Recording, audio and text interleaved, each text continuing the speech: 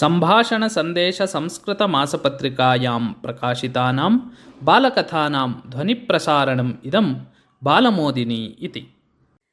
उचितम् आचरणं। कदाचित् कश्चन कृषिकः बुद्धस्य कार्यक्रमम् आयोजितवान्। प्रवचनदिने बुद्धस्य उपदेशान् श्रोतुं बहवः जनाः उपस्थिताः। किन्तु सः आयोजकः कृषिकः एव प्रवचनकाले अनुपस्थितः आसीत्।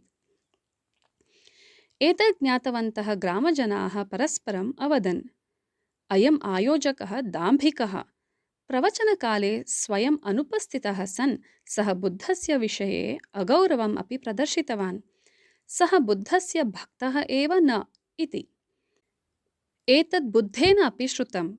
अनन्तरदिने सः सर्वेषां सम्मुखे तम् आयोजकं कृषिकं पृष्टवान्, भोः, ह्यः प्रवचनकाले किमर्थम् अनुपस्थितः भवान् इति।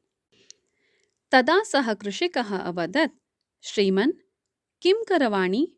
ह्यः मम वृषभः नितराम् अस्वस्थः जातः। गृहचिकित्सा फलप्रदा न जाता, अतः पशुवैद्यः द्रष्टव्यः अभवत्। पशुचिकित्सालयः अस्ति दूरे। महता कष्टेन मया वृषभस्य उपचारः कृतः। इदानीं वृषभः स्वास्थ्यलाभं प्राप्नुवन् अस्ति। एतस्मिन् कार्ये नितरां व्यापृतः अहं प्रवचनकाले उपस्थातुं न शक्तवान् इति। तदा बुद्धः जनान् उद्दिश्य अवदत्, ह्यः मया प्राणिदया, कर्मनिष्ठा च प्राधान्येन बोधिता।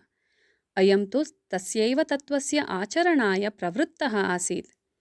किं कर्म आदौ, किं कर्म अनन्तरम् इत्यस्य निर्णये विवेचनशक्तिः अपेक्ष्यते।